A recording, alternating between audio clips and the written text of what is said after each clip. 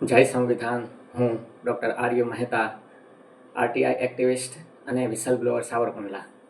જનતાની અદાલતમાં મારા ઉપરના ફરજી ડિમોલિશનની વાત કરું.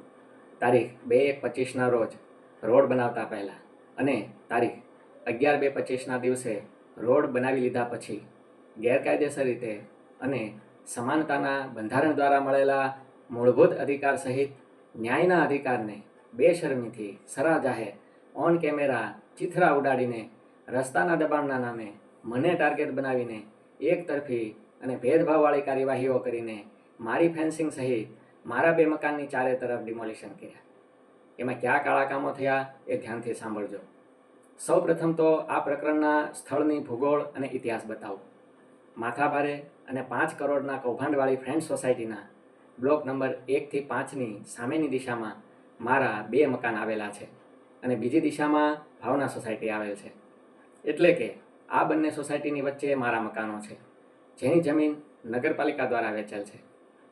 હવે વર્ષો પહેલાં આ આખો 393 પૈની સરકારી ખરાબાની પડતર, નિર્જન અને ચારે તરફ ખુલ્લી જમીન હતી. તેને આ કૌભાંડી સોસાયટીએ સરકારમાંથી શરતોની બંધણીથી મેળવી હતી. તેની વાત મેં મારા બીજા વિડીયોમાં કહેલ છે. આ સોસાયટીને શરતની બંધણી મુજબ પહેલાં સોસાયટીનો પ્લાન મૂકી પછી નગર નિયોજક પાસે માપણી કરીને બાંધકામ કરવાનું હતું. પરંતુ મને માહિતીમાં મળેલ જવાબ મુજબ જે તે સમયે તેની માપણી કરેલ જ નથી. તો તમે બતાવો કે આ મોટી ખરાબાની 393ની જમીનમાં સોસાયટીની જગ્યા સરકારી રીતે એટલે કે કાયદેસર રીતે ક્યાં, અને સોસાયટીએ મન ફાવે એમ પોતાને ફાવે એમ કબજો નહીં કર્યો હોય એની શું ખાતરી? જોકે બધું ગેરકાયદેસર બહાર આવી ગયું છે તો આમાં કાંઈ કહેવાની જરૂર જ નથી. એટલે કે સાદી ભાષામાં આ સોસાયટીના હદ નિશાન જ નથી. એટલે સરકારી તંત્ર પાસે નકશો કે પુરાવો જ નથી. આ મુદ્દે મેં આ રોડનો વિરોધ કર્યો.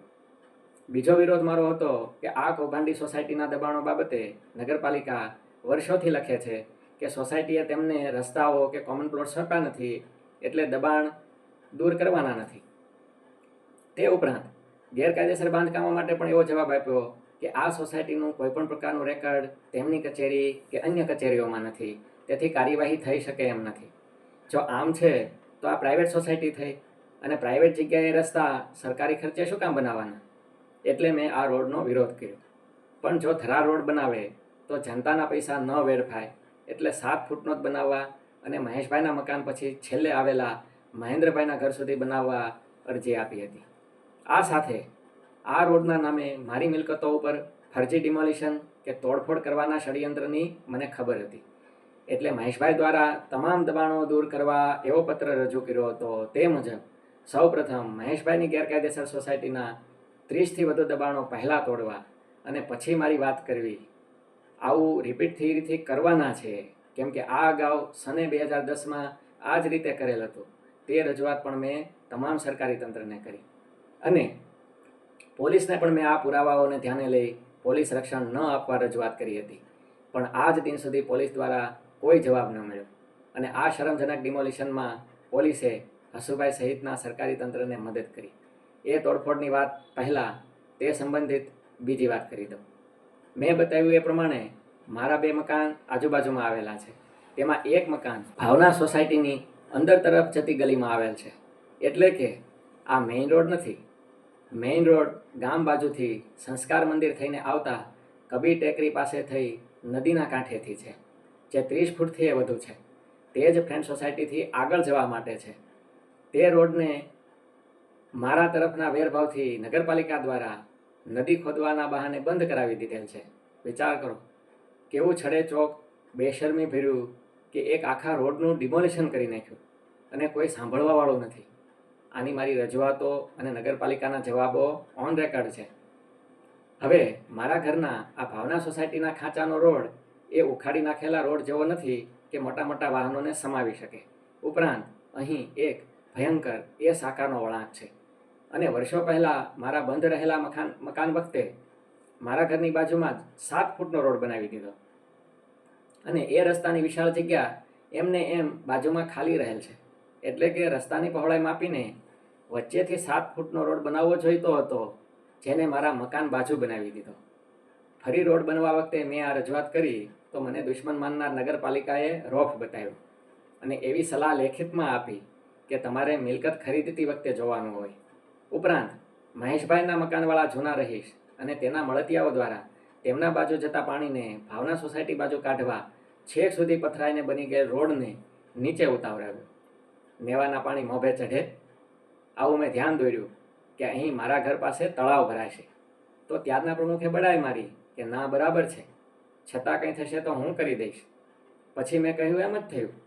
આજ દિન સુધી ત્યાં તળાવ ભરાય છે અને મારા મકાનને આ પાણી નુકસાન કરતું હોવાથી, ઉપરાંત બાજુના ગુરુકુળમાં જતા નાના બાળકો અને રાહદારીઓને પાણીમાં ચાલવું પડતું હોવાથી આ રોડને ફરીથી ઉપરના લેવલે બનાવવા અનેક રજૂઆતો કરી. પણ તે પ્રમુખ મોઢું બતાવવા પણ ન આવ્યા અને કંઈ જ ન કર્યું. એટલે મારે મારા ખર્ચે મારા ઘર પાસે લેવલ ઊંચું લેવું પડ્યું. ચોમાસામાં બધાને આ મારા લેવલે ચાલવાનો વર્ષોથી આશરો છે. બીજી વાત પણ કહું, આ ભયંકર એસ જેવા વળાંકનો રોડ છે. મૂળ રોડને નગરપાલિકાએ ઉડાડી દીધો એટલે બધા વાહન આ બાજુ ચાલે છે, બેફામ ચાલે છે, છાશવારે અકસ્માત થાય છે. બાજુમાં ગુરુકુળની નિશાળ છે, તેના વિદ્યાર્થીઓ અહીં ચાલે છે. તેથી બે બમ્પ બનાવવા 15 વર્ષથી રજૂઆત કરું છું તો નગરપાલિકા એવા જવાબ આપે છે કે નિશાળ હોય તો બમ્પ બનાવાય. હવે તેમને નિશાળ દેખાતી નથી. કેમ કે હું દેખાઉં છું. કેમ કે મેં એને 10,000 રૂપિયાનો દંડ કરાવ્યો હતો, એટલા માટે આ કરતા નથી. આ તમને શા માટે વાત કરી કે આ મને દુશ્મન માનનાર મહેશભાઈ સહિતની સોસાયટી અને હસુભાઈને વેર લેવાનો, બતાવી દેવાનો એક મુદ્દો બન્યો. આ મારી જગ્યા ઉપર ગેરકાયદેસર બુલડોઝરનો હુમલો કર્યો, એ પણ મારી ગેરહાજરીમાં. જો હસુભાઈમાં તસુભાર પણ સત હોત તો સામેની બાજુ પડેલી વિશાળ જગ્યા બતાણી હોત અને એ બાજુ બુલડોઝર ચલાવીને દેખાય એવો રસ્તો મોટો કર્યો હોત. પરંતુ ના, એ બાજુની જગ્યાએ મહેશભાઈને ચાલવું નથી, મારા બાજુ જ ધરાર ચાલવું છે. હા, મહેશભાઈને અહીંયા ચોક દેખાય છે અને તેમને ચોક બનાવવો છે એવી જાહેરાત કરી હતી. કોઈ તેમને સારા ચશ્મા અપાવો. આ ભયંકર વળાંક છે. મૂળ રોડને ઉખાડી નાખ્યો એટલે અહીં બધા વાહન બેફામ ચાલે છે. આને ચોક કહેવાય? હજી સાંભળજો. 15 વર્ષ પહેલાં મેં મારા ઘર પાસે પર્યાવરણના વૃક્ષો વાવ્યા, પણ મારા પ્રત્યે વેરભાવી સોસાયટીને ગમ્યું નહોતું અને હુમલો કરીને ઉખાડી નાખ્યા હતા. પછી મેં જંગલ ખાતાને ફરિયાદ કરીને ફરીથી વાવ્યા હતા. હવે મહેશભાઈને મોટો રસ્તો ચાલવા જોઈએ છે અને મારા બાજુ જ ચાલવું છે. મેં બતાવ્યું એ સામે પડેલી જગ્યામાં એમને ચાલવું નથી, એટલે મારા બાજુ બુલડોઝરથી વધુ ખોદાણ કરીને એક વૃક્ષને સમૂળગું ઉખાડી નાખ્યું અને બીજા મોટા વૃક્ષોના મૂળિયા ખોદી નાખ્યા. આ સાથે મારા દરવાજાને અડીને બુલડોઝર ચલાવ્યા. એમને એમ કે આને બીવડાવું. ભાઈ, 15 વર્ષથી આવી કાયરતા આ બધા કર્યા કરે છે, કાંઈ ન થાય. ગમે એમ કરો, 5 કરોડનો આંકડો તમે નહીં આંબી શકો. ચારે બાજુ લેવાય એટલું ખોદીને ભરી ગયા. મારી માલિકીનો મુદ્દામાલ, થાંભલા, જાળી, તાર લઈ ગયા. એનો પણ વેપાર કરી નાખ્યો હશે. કઈ રીતે એ તો જનતાને ખબર જ છે. અંદર ક્યાં હે, બહાર ક્યાં હે, ये सब जानती है. ये जो પબ્લિક હે. જે જગ્યાએ મારા મકાનના રૂમનો સીધો ભાગ છે, બાંધકામ છે, ત્યાં પણ ખોદી નાખ્યું કે જો મકાન પડી જતું હોય તો. કાયદો પણ બાંધકામવાળા ભાગથી 5 ફૂટની જગ્યાનો તેના માલિકને હક આપે છે, પણ કોન્ટ્રાક્ટથી પદ ઉપર બિરાજીને યુવાન બેરોજગારનું હડપી લેનાર હસુભાઈને કાયદો શું? ઈરાદો તો મકાનો જ પાડી નાખવાનો હતો. કેમ કે હસુભાઈએ નોટિસ એવી આપી હતી કે તમારી માલિકી સિવાયની જમીનમાં તમે જે કંઈ કર્યું હોય તે કાઢી નાખીને તમારી માલિકીના પુરાવાઓ આપો. આ ગેરકાયદેસરની નોટિસ એટલે કે દાદાગીરીનું ફરમાન હતું. મેં જવાબ આપ્યો કે મારી માલિકી સાવરકુંડલામાં ક્યાં અને જેટલી હોય તે બધાનો તમારે વહીવટ કરવાનો છે. તમને કયા અધિકાર અને રેકર્ડના આધારે નોટિસ આપી છે? પછી જવાબ આપો. તો કોઈ જવાબ આપ્યો નહીં અને આ તારીખે આવીશું એવી જાણ કર્યા વિના પોલીસને લઈને નગરપાલિકાના 10 જેટલા કર્મચારીઓને કે જેમને દબાણ અંગે કાંઈ લેવા દેવા નથી તેને લઈને આવી ગયા. હું ઘરે હાજર ન હોત તો અગાઉની જેમ મારી ગેરહાજરીમાં હુમલો કરી નાખત. એક મારા માટે 10 જણાને લાવવા પડ્યા એ એક મારા જેવા જાગૃત નાગરિકનું તેજ છે અને કાળા કામા કરનારાની પોતાની બીક છે. મેં કહી એ નોટિસ સિવાય એક પણ કાગળપત્ર આ કાંડ બાબતે આજ દિન સુધી મને આપેલ નથી. એટલા તો મારાથી બીવે છે અને કાળા કામાને છુપાવે છે. આ છે સત્યનો ચળકાટ. આ કાળા કામા કરનારાઓને મેં 1 કલાક રોકાઈ જવા મજબૂર કર્યા. હાજર હતા અને સાચું બોલવાની હિંમત હોય એની પાસેથી આખી ઘટના જાણજો. મારા વિડીયોમાં પણ જાણી શકશો. ટૂંકમાં સમજો કે ખોટું કામ કરવા માટે આ મહેશભાઈ એની માથાભારે ગેરકાયદેસર સોસાયટી અને હસુભાઈ સહિતના સરકારી તંત્રને બરોબરનો પરસેવો તો લાવી જ દીધો.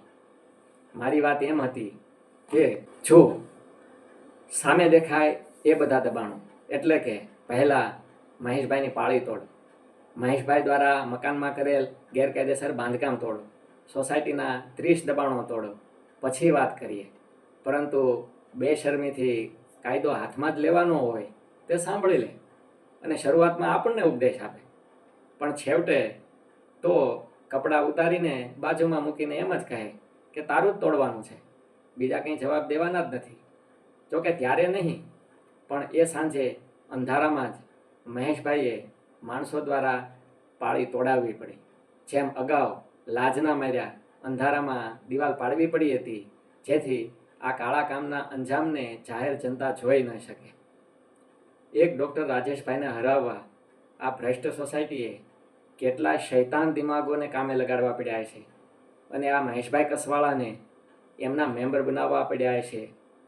એ શૈતાન દિમાગોએ કેવા કેવા ષડયંત્રો રચીને એક કોન્ટ્રાક્ટ બેઝ એક ચીફ ઓફિસરની નિમણૂક કરી છે કે જેથી એમના કાળા કામોમાં સહકાર આપે અને એમને કંઈ ન થાય. મારા તમામ વિડીયો જરૂરથી જોજો અને ફોરવર્ડ કરજો. બીજાને ધ્યાને આવે, બધા જાગૃત બને. જય હિન્દ, જય ભારત.